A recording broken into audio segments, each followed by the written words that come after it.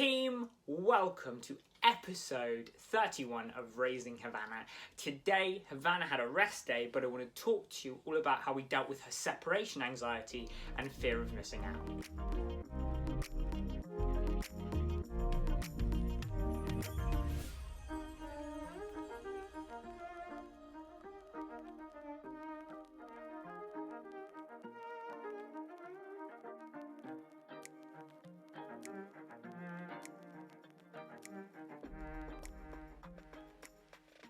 So as I said at the beginning, I wanted to give Havana a rest day because she hadn't had one in about 2 to 3 weeks, which is quite a long time.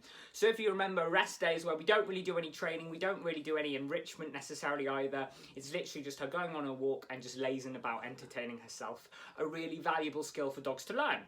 However, I did want to focus on one specific bit of training that we have been doing with her that I've just not talked about, and that's her separation anxiety and fear of missing out training.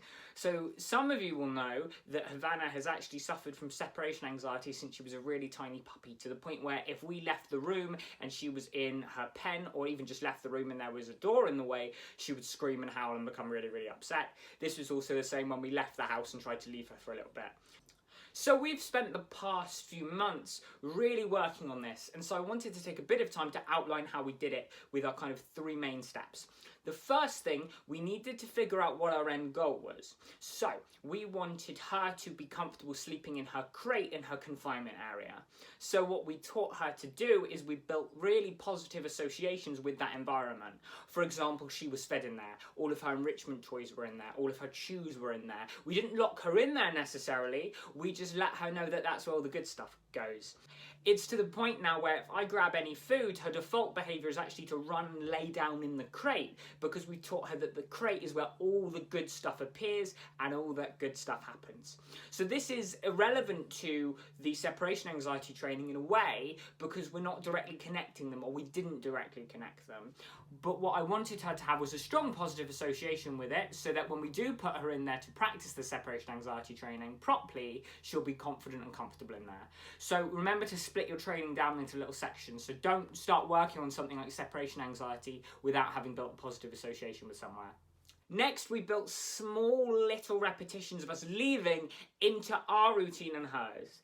She was most confident and happy with us leaving when she was on the sofa. So we would wait for her to be asleep on the sofa or resting on the sofa, and then we'd get up and go into the kitchen for a few seconds, or go upstairs for a minute to go to the toilet, or go into the garden for a few short seconds. What she quickly began to learn is that us leaving meant we came back, and that she wasn't missing out on anything. So when we think about separation anxiety, there is another facet of it, which is fear of missing out. So some dogs don't actually have separation anxiety. They don't get anxious when they're left. They just get frustrated because they feel something interesting is going on. And Havana has had a balance of both of those depending on the situation.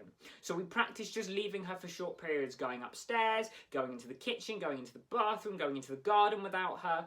And eventually over time she learned that actually nothing interesting was happening and we were going to come back. So it was all good.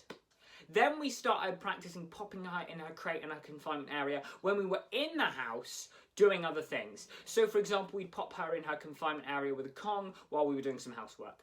Or when my family were out, I'd pop her in the crate with a chew and I'd just be wandering around downstairs doing some admin work or whatever it might be. So she got used to the fact that being in the crate led to good things and we were still there, so we weren't leaving.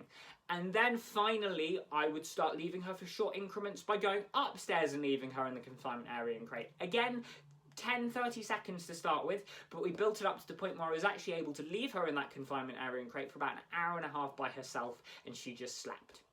And that's what you want. You want to be able to leave your dogs in an area for a period of time, upwards of about 2 hours, I would say, without any issues whatsoever. And Havana was confident and comfortable enough to do that. All it takes is a little bit of repetition, a little bit of focus, and building it up really slowly. So as I said, this has taken a few months of really gradual work, so don't rush it. If you're pleased with how Havana's done, leave a comment saying so. Click subscribe to this YouTube channel so you can keep up with Havana's daily adventures. And if you have any questions about separation anxiety or fear of missing out, you can find me at Jack Fenton - the Dorset Dog Trainer on Facebook. Thank you very much for watching, team. I will chat with you again soon. Bye!